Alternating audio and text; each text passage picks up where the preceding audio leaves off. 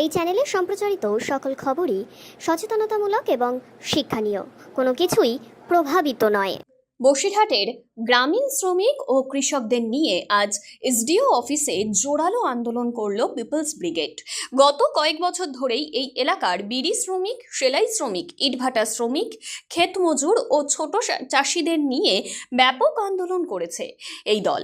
আন্দোলনকারীদের পক্ষ থেকে জানানো হয়, রাজ্য সরকারের থাকা তৃণমূল সরাসরি লুটছে গ্রামীণ শ্রমিক চাষিদের। অন্যদিকে কেন্দ্রের বিজেপি অথবা বিরোধী সিপিএম, কংগ্রেস এরাও সরাসরি শাসক দলের বি টিম হিসেবেই কাজ করছে। সারাদিন অক্লান্ত পরিশ্রম করেও তাই সরকার নির্ধারিত ন্যূনতম মজুরির অর্ধেকও পাচ্ছেন না তারা। পিপলস ব্রিগেডের কনভেনর বাসুদেব নাগ চৌধুরী জানান, 2020 সালের নির্দেশিকা অনুযায়ী বিড়ি শ্রমিকদের ন্যূনতম মজুরি ছিল 272 টাকা, অথচ আজ 5 বছর পর 225-এ এসেও মজুরি 180 পেরোয়নি। সাথে সাথে তিনি আরও কি জানালেন শোনাবো আপনাদের। কথা বলেছেন এসডিওর সাথে।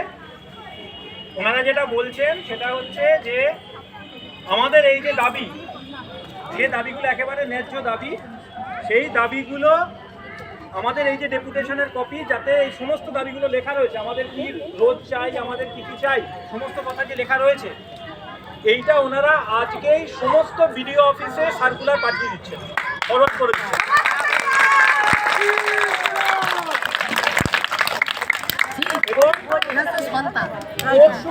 আমরা এখানে এসে ওনাদের থেকে ওনারা যে যে জায়গায় ফরওয়ার্ড করেছেন এবং এসপি সাহেবকেও পাঠাবেন, এসপি স্যারকেও পাঠাবেন,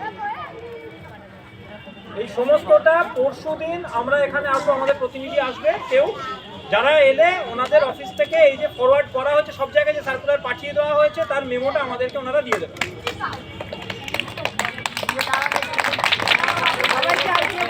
সুতরাং এর ভিত্তিতে সবাইকে আসার দরকার নেই, আমাদের প্রতিনিধিরা এলে ওনারা পরশুদিন ওনারা হচ্ছে যে এটা কপি আমাদেরকে দিয়ে দেবেন। অর্থাৎ এই দাবিগুলি সকলের সঙ্গে কথা হচ্ছে, আইসি স্যার রয়েছেন, এসডিও সিএ রয়েছেন, ওনারা বলেছেন, ওনারাই সেটাই সার্কুলেট করে দিচ্ছেন। আজকেই ওনারা সমস্ত বিডিও অফিসে পাঠাচ্ছেন, পরশুদিন আমরা সমস্ত বিডিও অফিসে এবং এসপি স্যারের কাছে পাঠাচ্ছেন, পরশুদিন আমাদেরকে এই সমস্ত ফরওয়ার্ডেড কপি ওনারা দিয়ে দেবেন।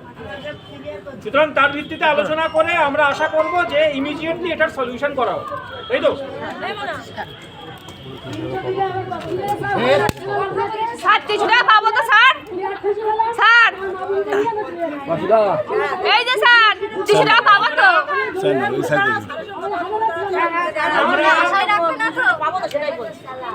বলছি কিছু টাকা পাবো তো স্যার? আশা রাখবেন না তো?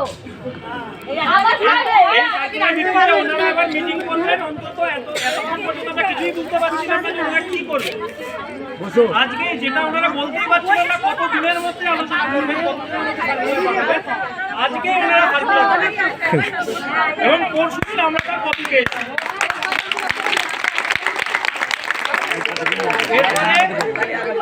এরপরে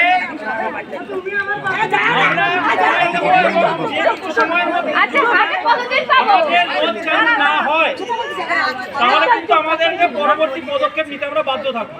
তখন কিন্তু আর আমরা মাফ করবেন, আমরা আইসি সাহেবের সামনেও বলছি, মাফ করবেন যে তখন কিন্তু আমরা আজকে যে এখান থেকে শান্তিপূর্ণভাবে এইভাবে সমস্তটাকে শৃঙ্খলাবদ্ধভাবে কাজ করেছি, যদি এর কোনো সমাধান না হয়, এত বছর ধরে চলছে, যদি ইমিডিয়েটলি সমাধান না হয় আমরা আবার ডবল লক আসবো, তাহলে কিন্তু আর আমাদের হাতে থাকবে না। হ্যাঁ আমরা টোকেন জমায়েত করবো না, কিন্তু তখন আর টোকেন জমায়েত করবো না। জমায়েত করেছি সমস্ত আলাদা আলাদা জায়গা থেকে, শুধু কম কম রিপ্রেজেন্টেটিভরা এসছে, এবার কিন্তু সকলে আসবে।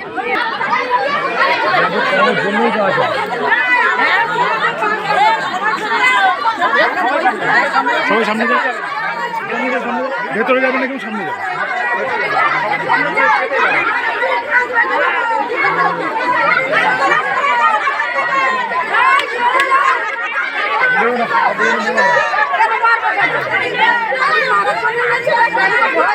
আমরা